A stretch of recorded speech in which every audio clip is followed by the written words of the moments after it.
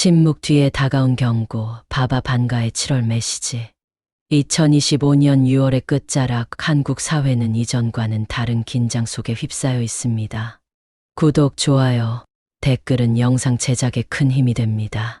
언론은 조용하고 정치권은 미묘한 눈치 싸움을 이어가며 시민들마저도 무엇인지 모를 불안감에 휩싸여 하루하루를 보내고 있습니다.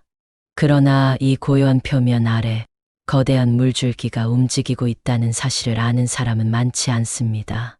그리고 이 상황을 정확하게 예고했던 이가 있으니 바로 동유럽의 노스트라다무스라 불리는 예언자 바바 반가입니다. 바바 반가는 20세기 중반부터 세상을 떠나기 직전까지 수많은 예언을 남겼습니다. 9.11 테러, 소련 해체, 쓰나미, 트럼프 대통령 당선까지 그녀의 예언은 때때로 기이할 정도로 정확했습니다. 그리고 무엇보다도 중요한 건 그녀가 남긴 예언 중 2025년 7월 동쪽의 용이 가슴을 가르고 눈을 뜰 것이다 라는 문장이 최근 들어 다시 세상의 주목을 받고 있다는 사실입니다. 그녀의 유언장 형식으로 남겨진 기록에는 이처럼 묘한 문장이 적혀 있습니다. 서쪽에 불이 꺼진 밤, 동쪽의 용이 깨어나 그 뿔을 하늘로 향할 것이다. 그리고 민중은 잠시 숨을 멈춘다. 당시에는 이 문장이 너무 추상적이라 대부분의 전문가들이 대수롭지 않게 넘겼지만 최근 들어 동북아시아의 정세가 급변하고 한국의 정치사회적 구조가 급속도로 재편되면서 이 문장은 다시금 해석의 중심으로 떠오르고 있습니다. 동쪽의 용은 무엇을 상징하는가? 중국일 수도 있겠지만 바바 반가의 예언 해석을 전문적으로 연구해온 프랑스 학자 베르나르 로랑 교수는 흥미로운 분석을 제시합니다. 그는 가슴을 가르고 눈을 뜬다는 표현은 내부 분열 후 새로운 질서가 탄생하는 것이라고 해석하며 이 용이 한국의 미래, 특히 신질서의 도래를 의미할 수 있다고 말합니다. 즉, 한국이 겉으로 보기엔 평온하지만 내부적으로 큰 변화의 문턱에 서 있으며 그 시점이 7월이라는 것입니다. 바바 반가는 숫자 7에 대해 특별한 의미를 부여했습니다. 그녀는 생전의 7번째 달, 7번째 날, 7번째 물줄기에서 사람이 운명을 바꾼다고 말했습니다. 학자들은 이 예언을 일종의 리셋 타이밍이라고 표현합니다. 체제가 새롭게 재편되고 새로운 리더십이 등장하며 민심이 예상치 못한 방향으로 움직이는 시점. 그런데 지금 한국은 바로 그 지점에 와 있는 것처럼 보입니다. 정치적으로는 예측 불허의 상황이 계속되고 있습니다. 조기 대선 이후 벌어진 불완전한 안정, 엇갈린 여론조사 결과, 그리고 조용하지만 확실하게 커지는 반정치 정서까지.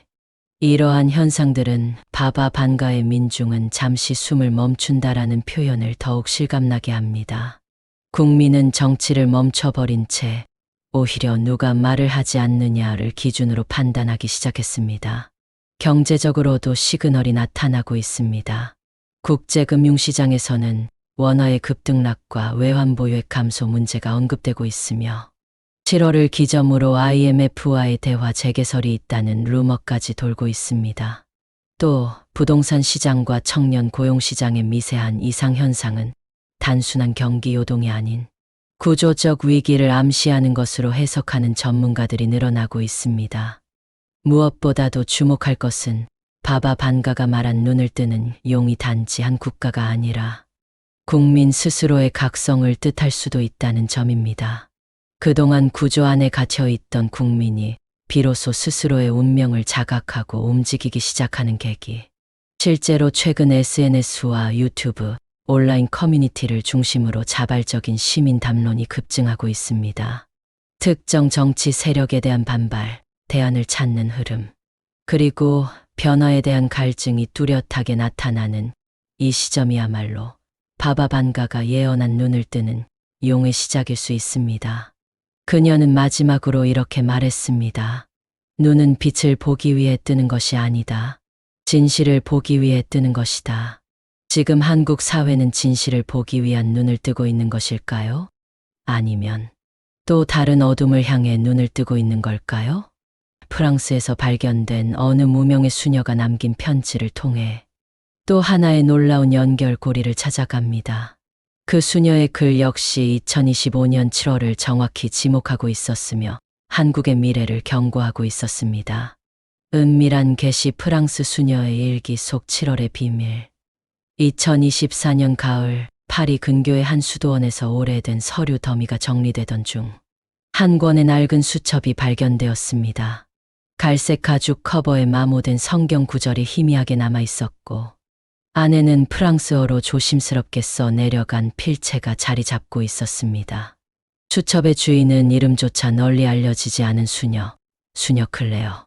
그녀는 1970년대부터 1990년대까지 오직 기도와 묵상 속에서 살아온 인물이었으며 평생을 침묵 수도원 안에서 외부와 단절된 채 지냈습니다. 그런데 그 수첩 속에는 놀랍게도 대한민국이라는 지명이 반복적으로 등장합니다. 더 정확히 말하자면 2025년 7월 한국이라는 이름의 땅에서 신의 뜻이 움직이기 시작한다라는 문장이 3번 이상 반복되어 기록되어 있었습니다. 이 대목은 수녀가 단순한 환상이나 종교적 상징을 적어둔 것이 아니라 의식적으로 어떤 미래를 기록하려 했다는 것을 암시합니다.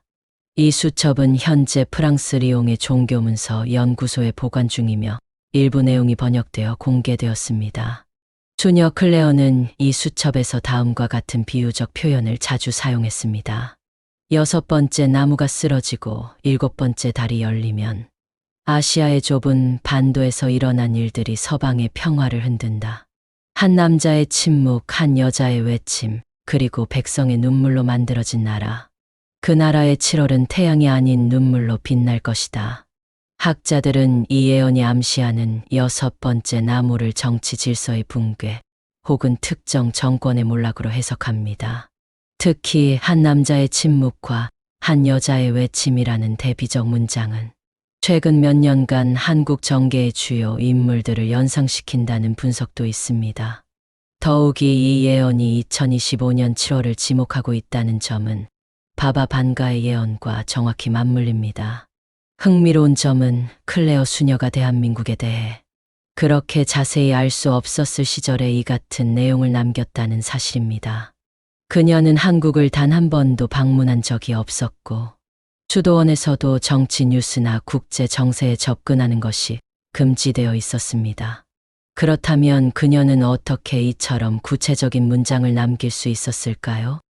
일부 신학자들은 이를 신적 영감 혹은 묵상 속 계시로 해석하고 있으며 종교심이 짙은 사람들은 이를 예언이라 부르기를 주저하지 않습니다.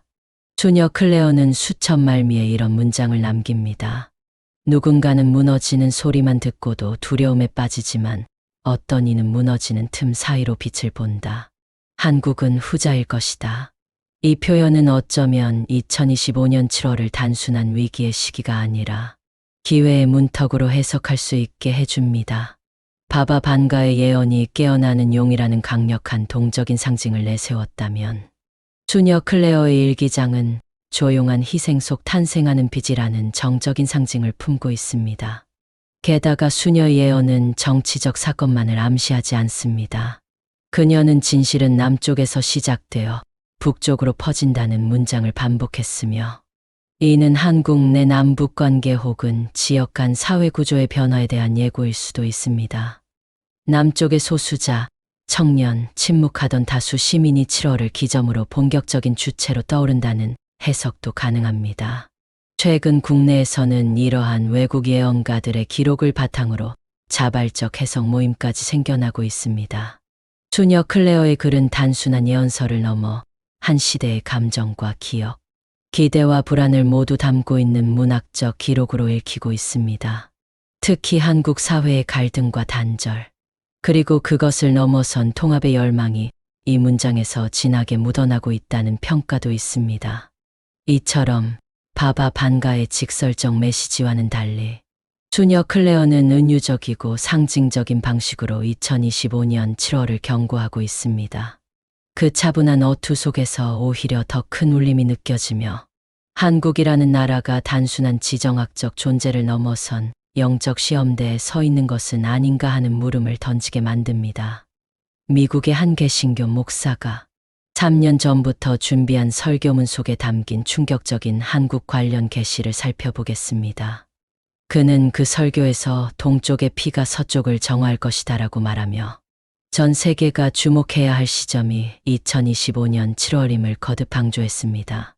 서쪽에서 들려온 외침 미국 목사의 예언, 한국의 이름이 울릴 때 2022년 미국 텍사스주 휴스턴의 작은 교회에서 시작된 한 설교. 영상이 뜻밖의 관심을 받기 시작한 건 년 봄 무렵이었습니다. 500명 남짓한 신자들이 모이는 그곳은 평범한 개신교 교회였고 담임 목사인 데이비드 리브스 목사는 성경의 종말론 구절을 바탕으로 설교를 이어오던 인물입니다. 하지만 어느 날 그가 설교 중 내뱉은 한마디가 미국 내 기독교 채널을 넘어 아시아권 커뮤니티로 퍼지기 시작했습니다. 2025년 7월 동방의 작은 나라가 예언 속 사자의 외침처럼 세계를 뒤흔들 것이다. 한국, 그 이름이 하나님의 시계에 적힌 마지막 경고다. 이 발언은 단순한 상징적 표현으로 보일 수도 있지만 이 목사는 설교 전체에서 특정 국가 이름을 언급한 전례가 거의 없다는 점에서 신자들과 종교 연구자들의 주목을 받게 됩니다. 더욱 흥미로운 점은 그가 7월이라는 시점을 정확히 지목했다는 것입니다. 이 시기는 프랑스 수녀 클레어의 수첩과도 일치하며 세계 여러 예언자들의 예언과 절묘하게 겹치기 시작합니다. 데이비드 리브스 목사는 그해 여름 더 구체적인 내용을 담은 설교 시리즈를 이어갔습니다. 그는 한국에 대해 이렇게 언급합니다. 사람들은 그 나라가 기술과 아이돌의 땅이라고 말하지만 하나님은 그 나라를 정화의 통로로 보신다. 고통을 통과한 자들만이 선포할 수 있는 정의가 있다. 한국은 그 정점에 있다. 그는 2025년 7월 한국에서 발생할 영적 지각 변동을 예고하며 세 가지 징후를 이야기합니다. 일하늘에서 울리는 음악, 그러나 기쁨이 아닌 경고의 노래. 이 세 번의 흔들림이 지나간 후 다시 울리는 종소리. 잠들어 있던 자가 일어나고 앞서가던 자는 길을 잃는다. 이 모든 구절은 매우 상징적이지만 한국의 사회 정치적 구조 변화 혹은 국제관계에서의 돌발 변수들과 연결 지을 수 있는 단서로 읽히고 있습니다. 실제로 미국 내 종말론 커뮤니티에서는 이 내용을 바탕으로 다양한 해석이 이루어지고 있으며 한국이 예언의 도화선 역할을 하게 될 것이라는 관측도 제기되고 있습니다. 그렇다면 왜 하필 한국일까요? 리브스 목사는 인터뷰에서 이런 말을 남깁니다. 그 나라는 한 번도 강대국이 아니었지만 어느 순간부터 전 세계가 그들의 음악을 듣고 드라마를 보고 경제를 추종하게 됐다. 하나님은 약한 자를 들어 강한 자를 부끄럽게 하신다. 한국은 바로 그 역할을 하게 될 것이다. 여기서 우리는 단순한 종교적 상징을 넘어 국제 정세 속에서 한국의 전위적 위치에 대한 암시를 엿볼 수 있습니다. 이 나라는 지정학적으로도 문화적으로도 정치적으로도 동서양을 잇는 다리와 같은 위치에 있습니다. 리브스 목사는 그 다리 위에서 세 가지 경고의 메시지가 전해질 것이라 말했습니다. 첫째, 기술의 정점에서 일어나는 침묵의 반란. 한국이 AI, 데이터, 통신 기술의 중심지로 떠오르는 지금, 기술과 윤리의 충돌 속에서 전 세계적인 교훈이 시작될 것이라는 경고입니다. 둘째, 세대 간 충돌이 전 세계 이념 전쟁의 축소판이 될 것.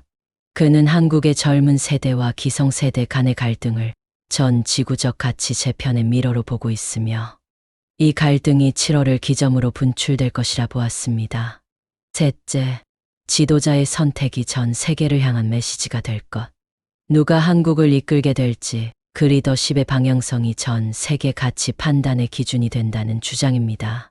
리브스 목사의 설교는 미국 내 주요 보수 기독교 방송에도 소개되었으며 일부 방송에서는 그를 21세기 예언자라며 집중 조명했습니다. 하지만 그는 스스로를 예언자가 아닌 하나님의 나팔수라고 겸손하게 표현했습니다. 나는 말할 뿐이다. 깨닫는 것은 당신들의 몫이다. 2025년 7월 그가 예고한 나팔 소리는 어디서 울릴까요? 그리고 그 메아리는 한국 안에서만 울릴 것인가? 아니면 세계의 방향을 바꾸는 계기가 될 것인가?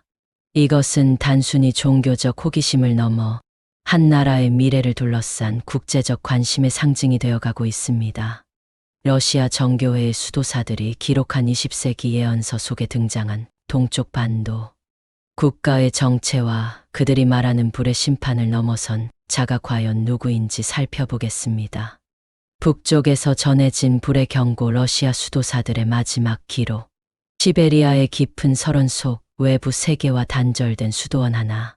이곳은 인터넷도 없고 전기조차 드문 외딴 곳입니다. 그러나 2025년 4월 러시아 현지 기자들이 전한 보도는 전 세계 예언 연구가들 사이에서 충격을 안겨주었습니다. 1917년 볼셰비키 혁명 이전에 남겨졌다고 추정되는 예언문서 한 장이 이 폐허가 된 수도원에서 발견된 것입니다. 더욱 놀라운 건 그 내용 속에 대한민국과 유사한 표현이 등장하고 있다는 점입니다. 동쪽 끝 새 물결이 만나는 반도에서 검은 불길이 솟구치리라. 그 불은 타오르되 나라를 태우지 않고 죄를 밝히리니 성한 자는 살아남고 거짓된 자는 불길 속에 쓰러지리라.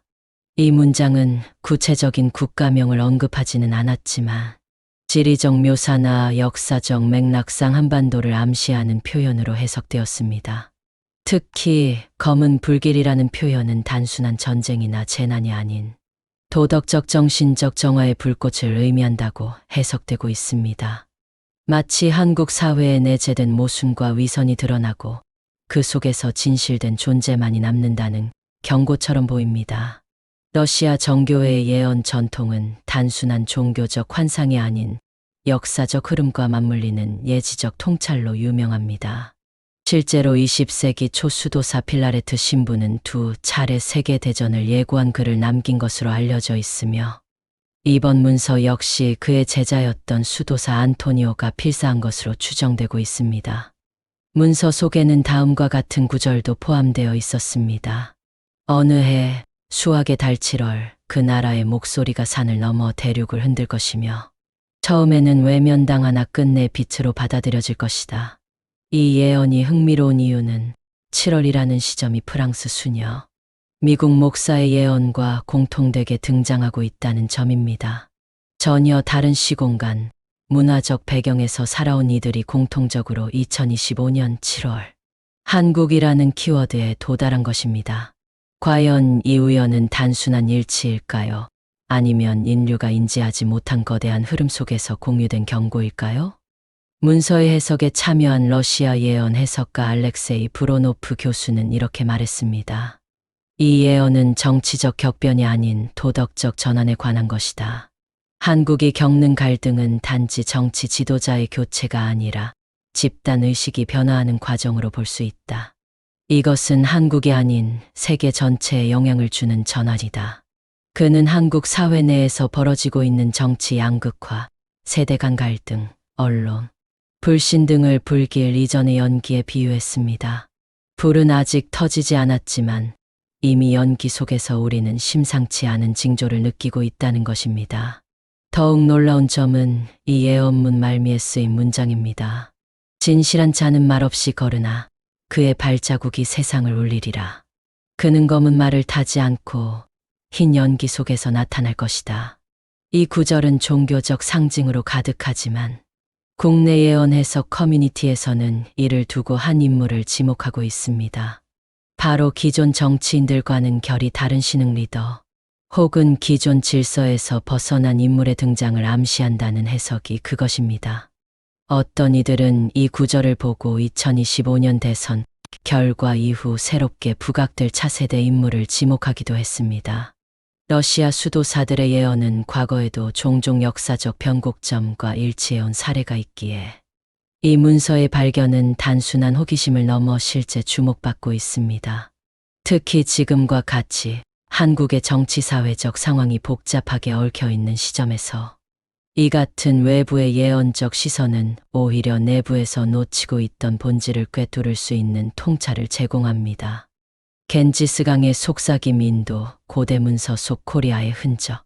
2025년 5월 인도 우타라칸드주의 히말라야 인근에 위치한 한 작은 마을에서 고고학자들이 수천 년 된 것으로 추정되는 고대 힌두 문서를 발견했다는 소식이 전 세계를 뒤흔들었습니다.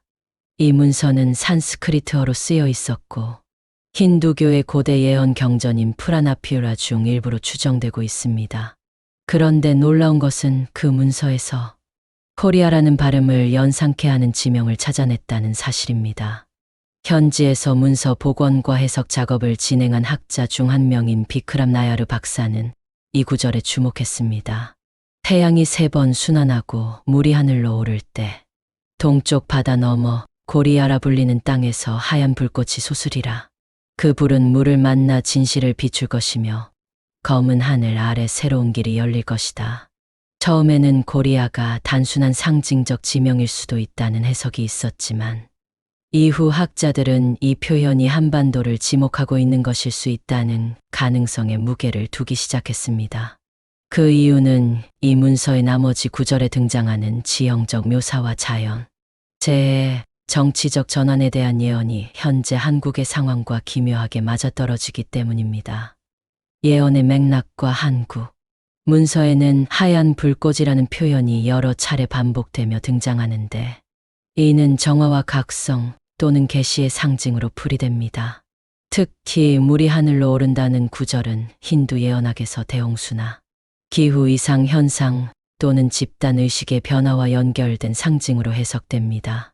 즉, 기존 질서가 뒤흔들리고 새로운 가치 기준이 형성되는 순간이라는 것입니다. 비크람 박사는 이를 다음과 같이 분석했습니다. 이 예언은 단순히 물리적 재해나 전쟁을 말하는 것이 아닙니다. 하늘로 오른 물은 감정, 신념, 믿음의 전환을 의미합니다. 그 전환은 코리아라는 동쪽 땅에서 시작되어 전 세계로 퍼질 것이라 명시되어 있습니다. 이는 정신적 지도 국가의 출현 가능성을 시사하는 매우 이례적인 구절입니다. 왜 하필 한국인가? 힌두교 예언에서 외부 세계가 특정 국가로 구체적으로 언급되는 경우는 극히 드뭅니다. 대부분은 인도 내부나 주변 대륙을 중심으로 묘사되지만 이 문서에서는 유독 동쪽의 섬과 같은 반도라는 표현이 3회 이상 반복됩니다. 이는 일본과 한국을 포함할 수 있으나 산과 강이 몸처럼 연결되고 중앙에 분열된 심장이 있다는 표현은 남북한 분단 구조를 암시하는 유력한 해석으로 떠오르고 있습니다. 이 점에서 많은 학자들은 이 문서가 단순한 상징이 아닌 한국의 정신적 역할 변화 또는 지구적 전환기에 나타날 중심축의 이동을 시사하는 것이라고 주장합니다. 실제로 문서 중간에 등장하는 또 다른 문장은 이 같은 주장을 뒷받침합니다. 6개의 그림자와 7개의 입이 하늘을 뒤덮으나 진실은 가장 작은 섬김 속에서 드러나리라. 그 땅의 사람들은 말을 줄이고 마음을 넓히며 모든 이의 거울이 되리라. 이는 6월과 7월에 벌어질 정치적 소용돌이와 그 이후 나타날 새로운 민심, 그리고 지도자의 덕성과 국민의식의 성숙을 상징한다고 분석됩니다. 연결되는 퍼즐. 우리가 지금까지 살펴본 프랑스 수녀의 편지, 러시아 수도사의 문서, 그리고 이번 인도 고대 문서까지 전혀 다른 시공간에서 등장한 예언들이 하나의 공통된 방향성을 지닌다는 점은 매우 이례적입니다. 그것은 바로 2025년 7월 전후의 한반도에서 일어나는 거대한 변화입니다. 이 예언들은 단순한 음모론적 흥미거리가 아니라 지금 우리가 놓치고 있는 어떤 흐름을 반영하고 있을지도 모릅니다. 영상이 재미있으셨다면 좋아요, 구독, 댓글 부탁드립니다.